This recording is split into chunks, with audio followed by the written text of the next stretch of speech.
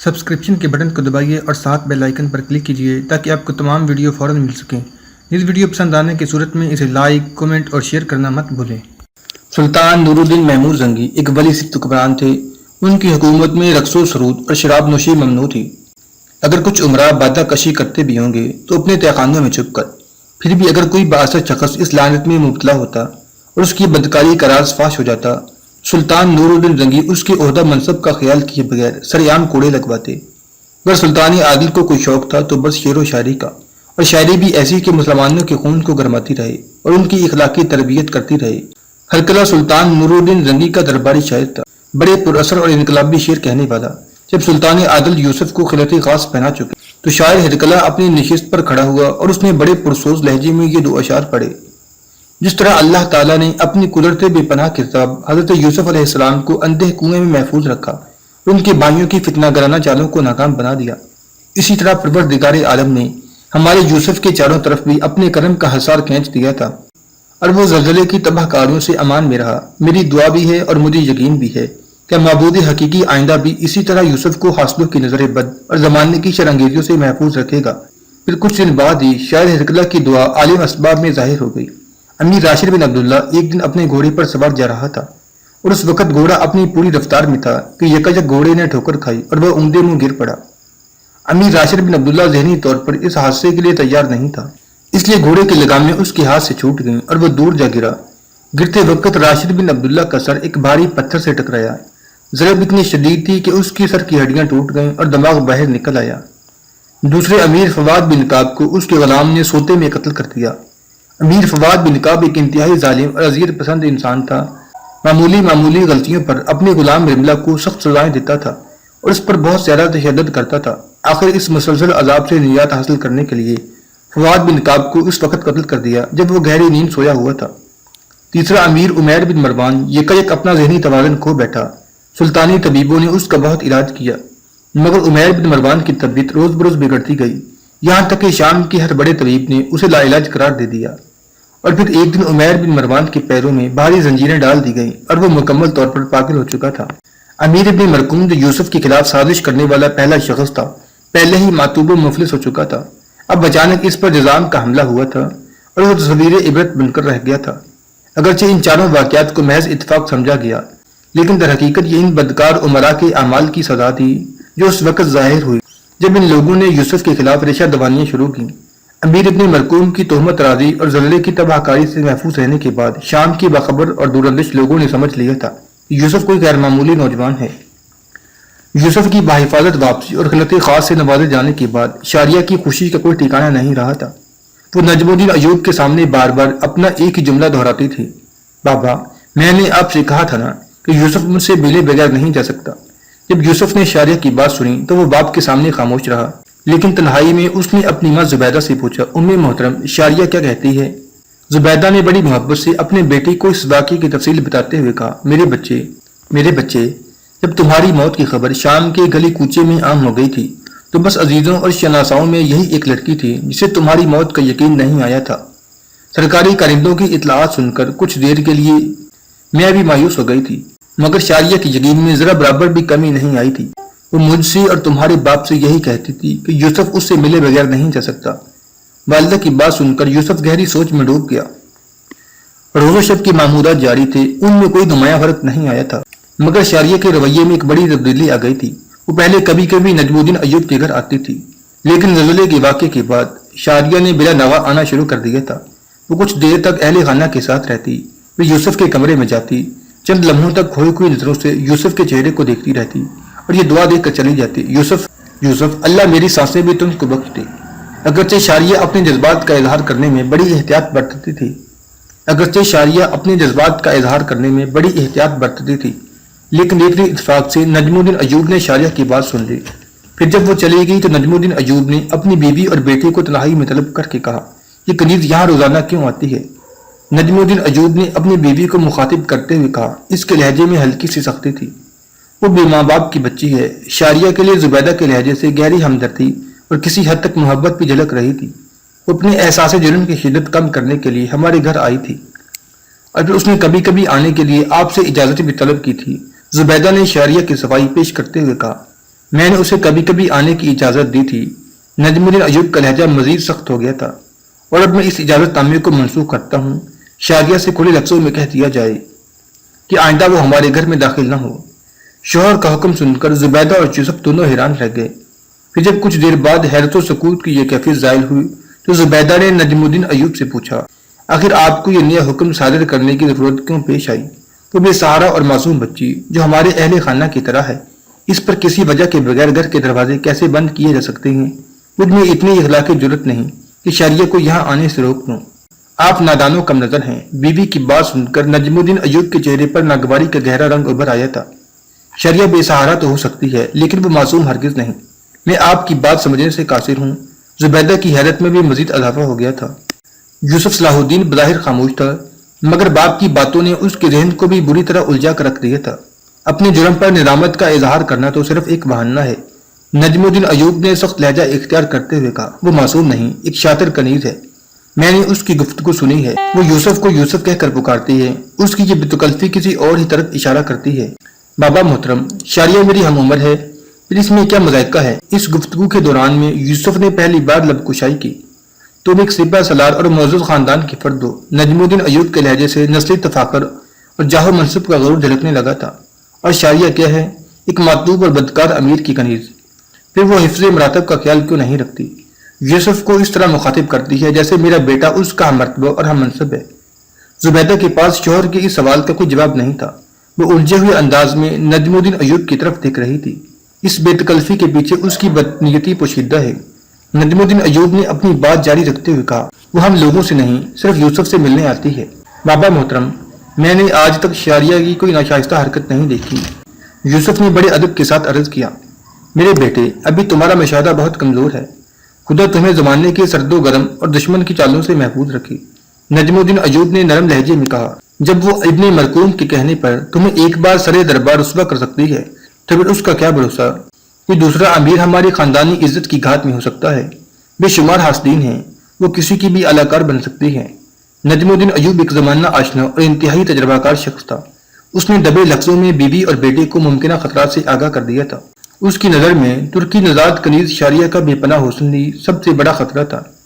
روزانہ کی یہ ملاقاتیں کوئی ایسا خوفناک زاویہ بھی اختیار کر سکتی تھی کہ یوسف کے قدم لڑکھڑا جاتے اور پھر سارا خاندانی وقار خاک میں مل کر رہ جاتا۔ زبیدہ نے شوہر کی باتوں کا مفہوم سمجھ لیا تھا، مگر وہ ایک نرم دل اور محبت کرنے والی خاتون تھی۔ اس نے کئی بار شاریہ کو نجم الدین ایوب کا حکم سنانا چاہا، مگر ہر مرتبہ بات اس کے ہونٹوں میں دب کر رہ گئی۔ آخر ایک دن نجم الدین ایوب اور شاریہ کا آمنا سامنا ہو گیا اور شامی فوج کے سالار نے اس سخت لہجے میں مخاطب کرتے ہوئے کہا، لڑکی، آئندہ تم یہاں مت آیا کرو۔ شاریہ نجم الدین کی اس طرز تخاطب اور حکم پر حیرت زدہ رہ گئی۔ پھر اس نے بڑی معصومیت سے پوچھا، کیوں بابا؟ میں سلطنت شام کا ایک معزز امیر ہوں، تمہارا بابا نہیں۔ نجم الدین ایوب کی آواز بہت زیادہ بلند تھی اور لہجہ انتہائی سخت۔ تمہارے یہاں آنے سے میرے گھر اور خاندان کی بدنامی ہوتی ہے۔ نجم الدین ایوب کی بات سن کر شاریہ کے دلکش چہرے پر اذیت و غضب کے گہرے سائے پھیل گئے۔ پھر اس نے بڑی مشکل سے اپنے جذبات پر قابو پایا اور باوقار لہجے میں بولی، امیر محترم، میں اپنی اس جرم پر ہمیشہ شرمسار رہوں گی کہ ایک کنیز کی وجہ سے آپ کے معزز خاندان کی بدنامی ہوئی۔ شاریہ کے لہجے میں طنز کی بجائے درد شامل تھا۔ اگر آپ پہلے دن یہ حکم صادر کر دیتے تو میں اسی وقت واپس لوٹ جاتی اور پھر زندگی بھر ادھر کا رخ نہ کرتی۔ آپ نے بھگت کی دھوپ میں جلنے والی ایک بے حسارہ لڑکی کو محبتوں کی چھاؤں بخشی تھی، اس لیے ٹھہر گئی۔ مجھے کیا معلوم تھا کہ اللہ کی اتنی بڑی زمین پر میرے نام کا کوئی درخت نہیں ہے۔ میں ایسے چرب زبان لوگوں کو پسند نہیں کرتا۔ نجم الدین ایوب کے لہجے سے شدید ناگواری جھلک رہی تھی۔ میری زبان ہی کہاں ہے امیر محترم؟ اب شاریہ کی ہونٹوں سے دل کا درد واضح طور پر جھلکنے لگا تھا۔ میں گزرے ہوئے وقت کو تو واپس نہیں جا سکتی، مگر اپنے اللہ سے دعا ضرور کروں گی کہ مجھ گناہگار کی وجہ سے آپ کے خاندان کی جو بدنامی ہوئی ہے اسے دور کر دے اور مزید سربلندیوں سے سرفراز فرما دے۔ اگر اجازت ہو تو میں اس مہربان ہستی سے آخری ملاقات کر لوں جس کے چہرے میں مجھے اپنی ماں کی صورت نظر آتی ہے۔ نجم الدین ایوب نے خاموش رہ کر اپنی رضامندی کا اظہار کر دیا۔ شاریہ تیزی سے آگے بڑھی اور زبیدہ کے کمرے میں چلی گئی۔ زبیدہ اداس بیٹھی تھی۔ اس نے نجم الدین ایوب اور شاریہ کے درمیان ہونے والی گفتگو سن لی تھی۔ بیٹی، میں بہت مجبور ہوں، یہ کہتے کہتے زبیدہ کی آنکھوں میں آنسو آ گئے تھے۔ آپ بھی ایک معزز سردار کی بیوی ہیں، مگر میں نے کبھی آپ کے چہرے پر امیرانہ غرور کی جھلک نہیں دیکھی۔ یہ کہتے کہتے شاریہ بھی رونے لگی۔ یہی وجہ تھی کہ میں آپ کی قد و قال میں اپنی ماں کو تلاش کرتی تھی۔ ورنہ حقیقت یہ ہے کہ سرداروں اور لونڈی غلاموں کی ماؤں میں بہت فرق ہوتا ہے۔ میں صرف یہ عرض کرنے آئی ہوں کہ آپ امیر محترم کو یقین دلا دیں، میری وجہ سے اس خاندان کی عظمت پر کبھی کوئی حرف نہیں آئے گا۔ یہ کہہ کر شاریہ تیزی کے ساتھ چلی گئی۔ عشاء کی نماز کے بعد قاضی ابن ارسون اپنے خطب خانے میں بیٹھے تھے اور فقہ کی کسی کتاب کے مطالعے میں مصروف تھے۔ اسی وقت ایک خدمتگار شاگرد نے آ کر اطلاع دی کہ کوئی خاتون آپ سے ملنا چاہتی ہیں۔ قاضی ابن ارسون نے حیرت سے اپنے شاگرد کی طرف دیکھتے ہوئے کہا، اتنی رات گئے؟ ان سے کہو کہ وہ کل نماز عصر کے بعد آ جائیں۔ میں نے ان سے کہا تھا مگر وہ کوئی بہت ہی ضرورت مند خاتون معلوم ہوتی ہیں، شاگرد نے عرض کیا۔ تو پھر انہیں فوراً بھیج دو، قاضی ابن ارسون نے کہا اور زیر مطالعہ کتاب بند کر دی۔ چند لمحوں بعد ہی چادر میں لپٹی ہوئی ایک عورت کتب خانے میں داخل ہوئی۔ اس نے بڑے ادب کے ساتھ سلام کیا۔ قاضی ابن ارسون عورت کے سلام کا جواب دیتے ہوئے اٹھے اور کتب خانے کا دروازہ بند کر کے دوبارہ اپنی مسند پر بیٹھ گئے۔ اس دوران میں عورت نے سر سے چادر ہٹا دی تھی اور اس کا چہرہ بے نقاب ہو گیا تھا، مگر قاضی صاحب کو خبر نہیں تھی کہ وہ عورت کون ہے، کیونکہ ان کی نظریں جھکی ہوئی تھیں۔ قاضی صاحب، میں شاریہ ہوں، کچھ دن پہلے آپ کی عدالت میں میرا مقدمہ پیش ہوا تھا، شاریہ نے انتہائی رقت آمیز لہجے میں کہا۔ اس کی آنکھوں سے آنسو بہ رہے تھے۔ قاضی ابن ارسون شاریہ کو بھلا کس طرح بھول سکتے تھے؟ آواز سنتے ہی قاضی صاحب نے گھبرا کر شاریہ کی طرف دیکھا۔ کیا پھر تمہیں کسی نے ستایا ہے؟ اس بار تو مجھے ایک شخص امیر ابن مرکوم نے ستایا تھا اور میں آپ کی عدالت میں فریاد کرنے حاضر ہوئی تھی۔ شاریہ کی آنکھوں سے بہنے والے آنسو میں تیزی آ گئی تھی اور اس بار شاریہ کے آنسو دیکھ کر قاضی ابن مرسوم بھی مضطرب ہو گئے۔ اس بار میں ساری دنیا کے خلاف مقدمہ کرنے آئی ہوں، یہ کہتے کہتے شاریہ ہچکیوں سے رونے لگی۔ شاریہ کی حالت دیکھ کر قاضی ابن ارسون حیران و پریشان تھے۔ تم مجھے پورا واقعہ تو بتاؤ، تمہارے ساتھ انصاف ہوگا۔ قاضی ابن ارسون انتہائی ہمدردانہ لہجے میں شاریہ کو تسلیاں دینے لگے۔ یہ دنیا مجھے بہت ستاتی ہے قاضی صاحب، شاریہ بچوں کی طرح رو رہی تھی۔ ایک دن مار ہی ڈالے گی، اس سے پہلے کہ میں ذلت و بے کسی کی موت مر جاؤں، مجھے اپنے کتب خانے میں پناہ دے دیجیے۔ یہ کتابیں تو مجھ سے نہیں کہیں گی کہ میرے چھونے سے ان کی بدنامی ہو رہی ہے۔ شاریہ کی روداد غم سن کر قاضی ابن ارسون کی آنکھوں میں بھی آنسو آ گئے۔ پھر انہوں نے شاریہ کو اپنے حلقہ شاگردی میں داخل کر لیا۔ یوسف کئی دنوں سے ذہنی طور پر بہت الجھا ہوا نظر آ رہا تھا۔ اس کی الجھن کی وجہ شاریہ نہیں بلکہ وہ خواب تھا جو اسے مسلسل کئی دن سے نظر آ رہا تھا۔ جب بھی یوسف صلاح الدین سونے کے لیے اپنے بستر پر دراز ہوتا اور پھر جیسے ہی اس کی آنکھ کھلتی وہ خود کو ایک عظیم الشان کتب خانے میں مطالعہ کرتا ہوا پاتا۔ پھر اچانک کسی گوشے سے ایک نورانی صورت بزرگ نمودار ہوتے اور قریب آ کر انتہائی پرجلال لہجے میں یوسف سے مخاطب ہوتے، تمہیں اس کام کے لیے پیدا نہیں کیا گیا ہے کہ گوشہ گیر ہو کر کتابوں کی اوراق میں گم ہو جاؤ۔ باہر نکل کر دیکھو، ملت اسلامیہ خون کی شراب میں غرق ہو رہی ہے۔ یہ کہہ کر وہ بزرگ غائب ہو جاتے اور یوسف گھبرا کر اٹھ جاتا۔ اسے اپنے جسم میں ہلکی سی لرزش محسوس ہوتی جیسے یہ بزرگ کی ہیبت کا اثر ہو۔ پھر وہ اس خواب کی اثر سے بہت دیر تک اضطرابی کیفیت میں اپنے بستر پر کروٹیں بدلتا رہتا۔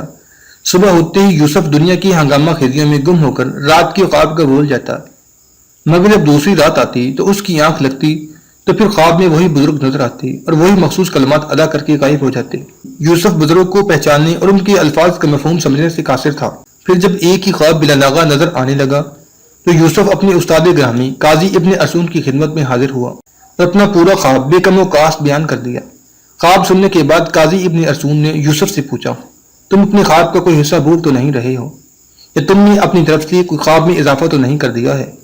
یوسف کچھ دیر تک اپنے ذہن پر زور ڈال کر سوچتا رہا، پھر انتہائی مؤدب لہجے میں عرض کرنے لگا، استاد گرامی، مجھے بزرگ کی زبان سے ادا ہونے والا ایک ایک لفظ اور اپنے خواب کا ایک ایک منظر یاد ہے۔ یوسف، کہ تم نے ان بزرگ کو اس سے پہلے بھی خواب میں دیکھا ہے؟ قاضی ابن ارسون نے اپنے شاگرد سے دوسرا سوال کیا۔ بس اسی خواب کے حوالے سے ان بزرگ کو مسلسل خواب میں دیکھا ہے، اس سے پہلے وہ کبھی نظر نہیں آئے، یوسف نے عرض کیا۔ قاضی ابن ارسون کچھ دیر تک یوسف کی پیشانی کو بہت غور سے دیکھتے رہے، پھر نہایت محبت آمیز لہجے میں کہنے لگے، یوسف، تم نے یہ خواب کسی اور کے سامنے تو بیان نہیں کیا ہے۔ استاد محترم، پہلے تو میں خود ہی کئی دن تک اس خواب کی تعبیر سمجھنے کی کوشش کرتا رہا، یوسف نے بصد احترام عرض کیا۔ پھر جب عاجز آ گیا تو آپ کی خدمت عالیہ میں حاضر ہو گیا۔ یوسف کا جواب سن کر قاضی ابن ارسون نے اپنی آنکھیں بند کر لیں۔ انہیں دیکھ کر محسوس ہوتا تھا جیسے وہ اس وقت مراقبے کی حالت میں ہوں۔ پھر کچھ دیر بعد قاضی ابن ارسون نے آنکھیں کھول لیں اور اپنے شاگرد سے مخاطب ہو کر بولے، تم اپنا یہ خواب کسی سے بیان کرنا بھی نہیں، یہ غیبی اشارہ ہے۔ اللہ تعالیٰ نے دنیا کے تمام انسانوں کو مختلف ذمہ داریاں دے کر اس عالمی اسباب میں بھیجا ہے۔ میں تمہارے ذوق علم سے خوب واقف ہوں، مگر قدرت کو کچھ اور ہی منظور ہے۔ وہ تمہارے ہاتھوں میں قلم کی بجائے شمشیر دیکھنا چاہتی ہے۔ یہ کہہ کر قاضی ابن ارسون کچھ دیر کے لیے خاموش ہو گئے۔ یوسف اپنے خواب کی تعبیر سن کر کچھ دیر تک حیرت کی کیفیت سے دوچار رہا، پھر مؤدب لہجے میں عرض کرنے لگا، استاد گرامی، مجھے قتال و جدال، مال و منال اور منصب و جاہ سے کوئی رغبت نہیں۔ یہ شاہ سواری اور شمشیر زنی بھی میں نے والد محترم کے اصرار پر سیکھی ہے، ورنہ شعر و شاعری میرا تیر و کمان، قلم میری شمشیر اور مناظروں کی مجلسیں میرا میدان جنگ ہے۔ دنیا کی باقی چیزوں کو میں کوئی اہمیت نہیں دیتا۔ قاضی ابن ارسون اپنے شاگرد خاص کے فطری رجحان سے واقف تھے، اس لیے جواب دینے میں کسی قدر تاخیر سے کام لیا۔ پھر نہایت پرسوز لہجے میں یوسف سے مخاطب ہوئے، آج میں تمہیں افضل البشر امیر المومنین حضرت ابوبکر صدیق رضی اللہ تعالی عنہ کا ایک قول مبارک سناتا ہوں۔ اس کے ایک حرف کو غور سے سنو اور ہمیشہ کے لیے ذہن نشین کر لو۔ استاد گرامی کی اس فہمائش پر یوسف رحمتاً گوش ہو گیا۔ خلیفہ اول نے فرمایا کہ جو قوم جہاد ترک کر دیتی ہے، اللہ تعالیٰ اسے دنیا میں ذلیل و خوار کر دیتا ہے۔ حضرت صدیق اکبر رضی اللہ تعالیٰ عنہ کا قول مبارک بیان کرتے ہوئے قاضی ابن ارسون کی آنکھوں میں آنسو آ گئے۔ یوسف، تمہیں یہ راز معلوم ہے کہ تلوار ہی اسلامی سرحدوں اور کتب خانوں کی حفاظت کرتی ہے۔ طرابلس کا عظیم و شان کتب خانہ عیسائیوں نے صرف اس لیے جلا کر خاکستر کر دیا کہ اس کی حفاظت کے لیے تلواریں اور سپاہی نہیں تھے۔ قاضی ابن ارسون کی مختصر تقریر اس قدر اثر انگیز تھی، یوسف کا رواں رواں کھڑا ہو گیا اور اسے یوں محسوس ہونے لگا جیسے پورے بدن میں چنگاریاں سی بھر گئی ہیں۔ یہ تمہارے لیے عظیم خوشخبری ہے کہ تمہیں اس طرح خواب میں تنبیہ کی گئی۔ ہم تو ناکارہ لوگ تھے کہ زندگی بھر ایک گوشے میں پڑے رہے، مگر تمہارے سامنے ایک عظیم تر مقصد حیات ہے۔ قاضی ابن ارسون نے رقت آمیز لہجے میں کہا، اگر تم کتب خانہ چھوڑ کر میدان جنگ کا رخ نہیں کرو گے تو اللہ بے نیاز ہے، وہ کسی اور کو منتخب کر لے گا۔ پھر جب یوسف قاضی ابن ارسون کی درسگاہ سے اٹھا تو اس کی دنیا ہی بدل گئی تھی۔ اب اس کی تمام تر توجہ شمشیر زنی، نیزہ بازی اور تیر اندازی پر مرکوز تھی۔ وہ ایک جنونی کی طرح جنگی مشاغل میں مصروف رہتا اور ہر وقت اس کے ذہن میں قاضی ابن ارسون کے الفاظ گونجتے رہتے۔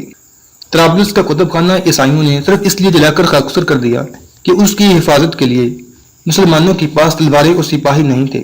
جسلم ثانی، جسے سلطان نور الدین محمود زنگی نے اندھا کر کے حلب کے قید خانے میں ڈال دیا تھا، وہ آج بھی ایڈیسا کی تباہی اور اپنے گمشدہ اقتدار کو یاد کر کے اکثر رات کی تنہائیوں میں رویا کرتا تھا۔ اور دوسری طرف شبدہ باز سینٹ برنارڈ صلیب ہاتھ میں لیے ہوئے عیسائی سلطنتوں کا طوفانی دورہ کر رہا تھا۔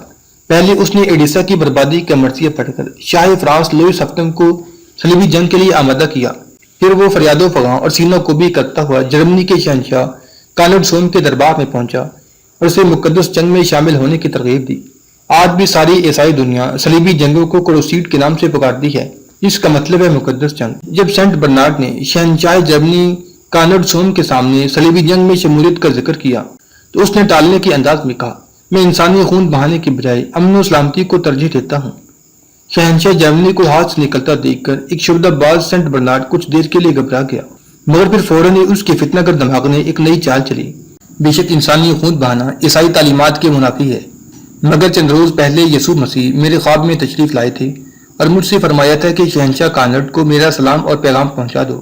حضرت یسوع مسیح کا نام سن کر جرمنی کا شہنشاہ کانرڈ سوم ہاتھ باندھ کر اپنے تخت سے نیچے اتر آیا اور بڑے آرزانہ لہجے میں سینٹ برنارڈ سے مخاطب ہوا، میں کیسا خوش نصیب ہوں کہ مجھے خداوند نے سلام بھیجا ہے، جلدی بتاؤ کہ وہ کیا پیغام ہے۔ سینٹ برنارڈ کی چال کامیاب ہو چکی تھی، اس نے ایک لمحہ ضائع کیے بغیر شہنشاہ جرمنی کے دل و دماغ پر بھرپور ضرب لگائی۔ خداوند یسوع مسیح نے آپ کا نام لے کر فرمایا تھا کہ کیا کانرڈ اتنی جلدی ایڈیسا کی عیسائیوں پر ڈھائے جانے والے مظالم کو بھول گیا؟ سینٹ برنارڈ کے الفاظ سنتے ہی شہنشاہ جرمنی بدحواس ہو گیا۔ یسوع مسیح کی قسم، میں ایڈیسا کی بربادی اور اپنے ہم مذہبوں کی ہلاکت کو کیسے بھول سکتا ہوں؟ اس جذباتی صورتحال سے فائدہ اٹھاتے ہوئے سینٹ برنارڈ نے ایک انتہائی جذباتی، اشتعال انگیز اور دردناک تقریر شروع کر دی۔ اہل دربار، پوری ہوش و حواس کے ساتھ سنو کہ خداوند یسوع مسیح نے تمہارے شہنشاہ کے نام کیا پیغام بھیجا ہے۔ یہ کہہ کر سینٹ برنارڈ چند لمحوں کے لیے خاموش ہو گیا اور حاضرین دربار کے جذبات کا جائزہ لینے لگا۔ پورے دربار پر اس قدر گہرا سکوت طاری تھا کہ کچھ لوگوں کو اپنے دلوں کی دھڑکنیں تک سنائی دے رہی تھی۔